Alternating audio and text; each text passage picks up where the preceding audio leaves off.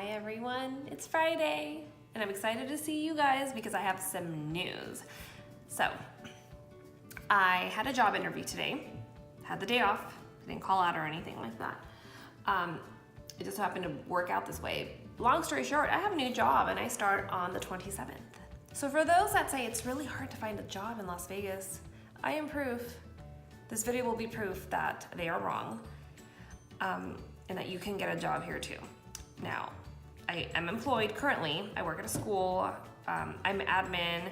I've actually been a teacher for like the last month because nobody ever filled in this. We had a couple teachers leave and nobody filled in those spots.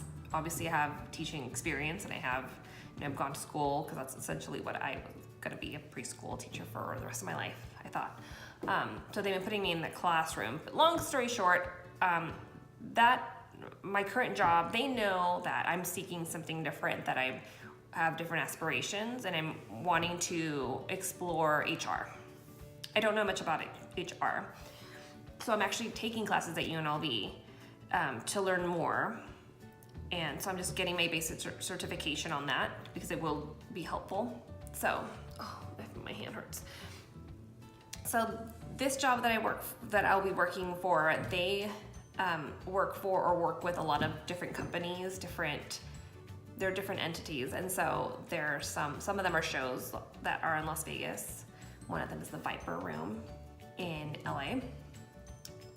And what else? Let me see. Restaurants and a couple of other businesses around Las Vegas.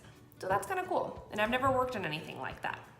So this video is really gonna be more about finding a job here. So believe it or not, I actually didn't seek it. Somebody sought me out and it just kind of worked out. However, I was thinking of going back in and, putting my resume in there, but I did update my resume and so they brought me in for the interview and everything, but what I wanted to say was that I might not be the most qualified for the job. It's just an admin position, but like I said before, I don't feel like I'm super qualified, and let me explain why. Because in the childcare industry, you only really deal with certain things.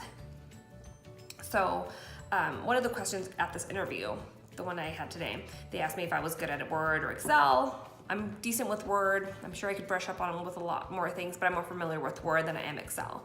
And when it comes to Excel, the similar thing that I use at our job here is Google Sheets.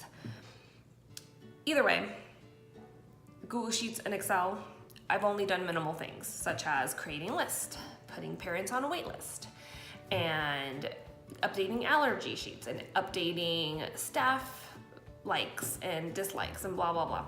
Things like that. I did filing, employee folders, updating employee family files, and so on. And just kind of taking care of little things around school. So just from my perception, I think that I'm underqualified for this current job that I'm going into. But I was really honest with them. I said, I only know how to do this, and if I don't know how to do something, I just go on lynda.com or I go on Google and I'll Google it, I'll figure it out, or if someone could teach me, and then I kind of go from there, So it really just depends on how you present yourself at the interview. So I make sure that I dress well, that I speak well, that I have a nice resume or a good resume, and trust me, I don't do any of this bullshit on resumes, like blah, blah, blah, blah, blah, like I'm with the Dalai Lama. No, I don't do any of that shit. I don't lie. I'm very honest, because the last thing I want is for me to have to go through the embarrassment and they have to go through the awkwardness of having to fire me because I'm underqualified. Does that make sense? So I'm honest. So obviously they like something in me that made them hire me. And I went in there thinking, I might get this job, but I'm okay if I don't, because I am underqualified. So anyway, I'm interested to see what I'm gonna be learning. And I think that if you go in there with an open mind and are willing to work and learn, and you're professional about everything, you can get the job even if you're underqualified. I'm gonna be making more money here. I'll be near the Strip, around like Convention Center Drive. I don't want to talk about too much about the actual company, whatever, but I'm excited. So if you have any questions about what to do about getting a job, feel free to ask me. A lot of them you can just find them online.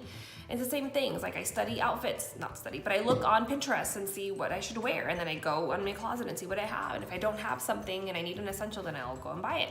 I've been wearing the same pants for years. I've been wearing these pants since 2010. My sister bought them for me at Gap. $20, let me tell you, and they work great because I only wear them every so often. So I have these pants, they still fit me. Everybody loves them. I wear the same shoes every time. I might change the top, but essentially it's just something like this. I don't do any crazy jewelry. And something my mom always said, even if you think you're overdressing, overdress, and then you can go from there. Because it's better to look overdressed and that you're taking this job seriously as opposed to just looking like a slob. Okay. And I know some people can dress a little bit on the slobby side and still get the job. So if they can manage that, then so can you. But it's always best to make a great first impression. And trying to think here. Update your resume, speak well, dress well, and put yourself out there. I mean, if you don't get the job, you don't get the job. I mean, you go and look for another one. Someone will eventually hire you. I mean, at this point, I guess I'm looking at, they're probably just looking into your past, if you've been fired a lot. I've never been fired, never really had any issues. And I never really, I've never left on bad terms. So that's just me, that's my work ethic. I like to get along with people and I like to leave in a good way. Las Vegas is a small town, so you don't want to be burning any bridges when you leave. Because somebody that you know might know someone else that you know, and if you're trying to get that job and you kind of piss them off, it's gonna get to them. So Vegas is a small town. Somehow you're gonna know somebody that knows somebody that you know.